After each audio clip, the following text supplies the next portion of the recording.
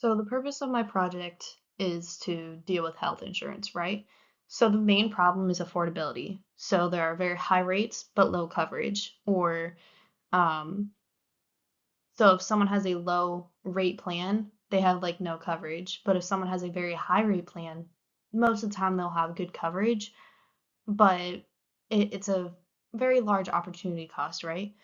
Um, but the insurance cost really ranges from person to person depending on age, medical history, location, plan type, and so on. But the consensus is that it's too high. The cost ranges from a little over 600 to 1200 a month.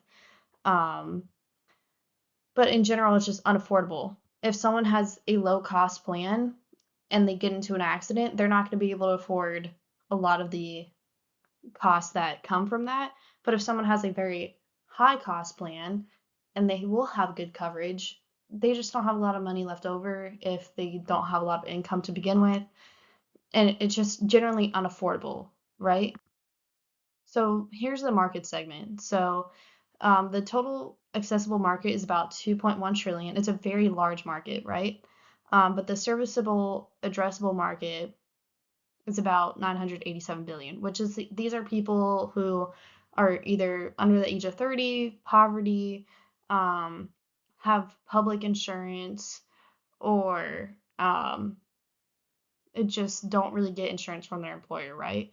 My goal is to work with people in the serviceable obtainable market, which is about 355 billion, which are people who can't afford insurance right now, and um, that's about like 36% of the SAM.